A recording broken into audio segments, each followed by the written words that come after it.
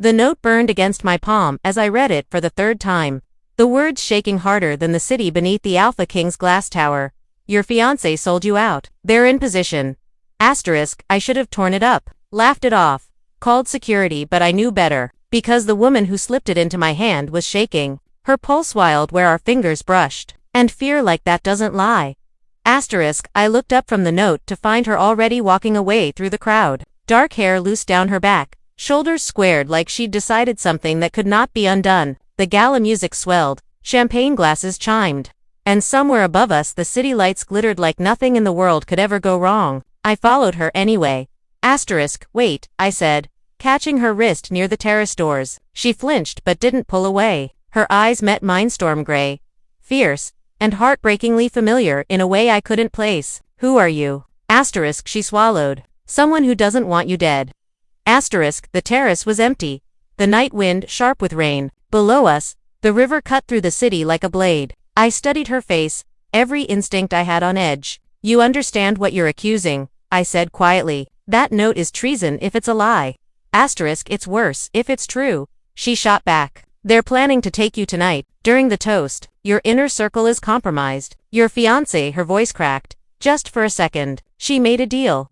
Asterisk, my jaw tightened. Mara had been at my side for 3 years, brilliant, composed, adored by the council. She knew my schedules, my weaknesses, the codes that rotated every 6 hours. Why tell me? I asked. Asterisk, because I owe you, she said, and because if I don't, I won't survive what comes next.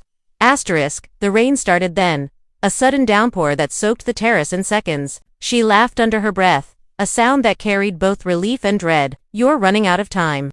Asterisk, I moved without thinking, tugging her toward the service stairwell. What's your name? Asterisk, Lena, she said, and if you trust me, don't go back in there. Asterisk, trust didn't come easily to an Alpha King, especially, not one who'd clawed his way up through betrayals. But something in her voice cut through my defenses. We descended into the building's bones, alarms distant, footsteps echoing above. Asterisk, in the sublevel garage, I pressed her against a concrete pillar and scanned the shadows. Talk, I said. Everything. Asterisk, they're calling themselves the Regency, she said. Old families who want your crown without your blood on their hands. Mara's been feeding them access for months. Tonight was the handoff. Asterisk, why you? I asked. Asterisk, I was their courier, she said, until I realized the cost. Asterisk, the word cost hung between us. And now, asterisk, and now I'm a liability, she said. They'll kill me if they find me, or you, if they don't. Asterisk, sirens wailed outside. My phone buzzed, messages stacking up. Security asking for my location. I made a choice that would change everything. You're coming with me. Asterisk, she stared. That's insane.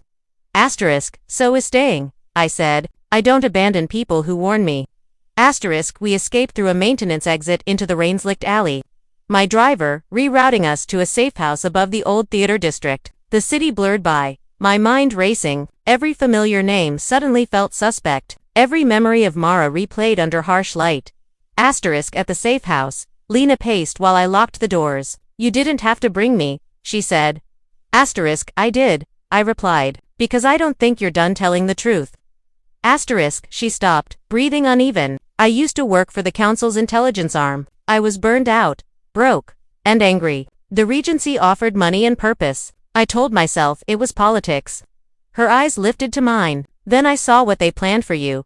Asterisk, and that was, I asked. Asterisk, to turn you into a symbol, she said. A live control door, dead and replaced.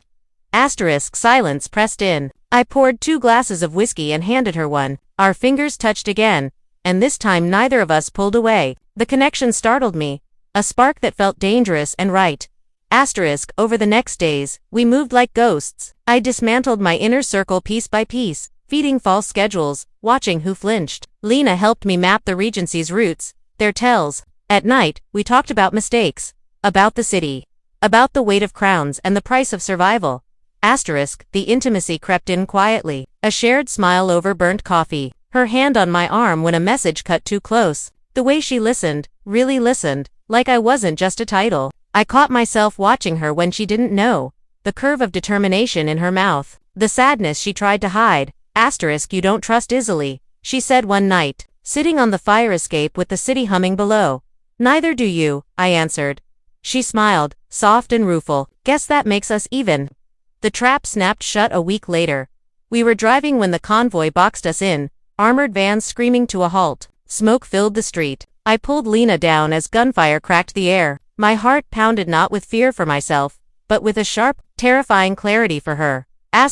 We escaped through a butcher's shop into the sewers, breathless and soaked, laughter breaking through the panic when we finally stopped. I cupped her face, rainwater and grime streaking her cheeks. I almost lost you. She leaned into my touch. You didn't. The kiss happened like a confession we'd both been waiting to make, slow, tentative, then fierce. The world narrowed to the taste of rain and whiskey, the steadying beat of her heart under my hand. When we pulled apart, she rested her forehead against mine. This complicates things, she murmured. I know, I said, but I'm done pretending I don't feel it.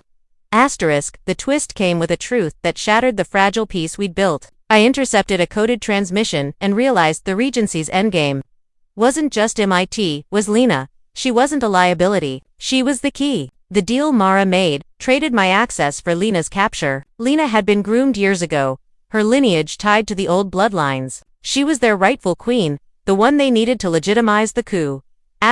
When I told her, she went pale. No, she whispered. They said I was expendable. They lied, I said. They've been lying since the beginning. She turned away, grief and fury warring in her eyes. I don't want a crown. I know, I said, but they'll come harder now. We planned the counterstrike together, equal partners. At the council convocation, under lights and cameras, I exposed Mara's betrayal, the Regency's plot, and the lineage they'd tried to weaponize. The room erupted. Lena stepped forward, voice steady, claiming herself not as a queen, but as a woman choosing her own fate. The arrests were swift. The city breathed again. Weeks later, on the same terrace where it began. The rain, gentle this time, Lena stood beside me watching the lights. You could have ruled alone, she said. I don't want to, I replied, taking her hand. Not anymore. She smiled, warm and real. Good. Below us, the city hummed imperfect, alive, ours to protect. And for the first time, the crown felt lighter, shared not by blood or fear, but by choice and love.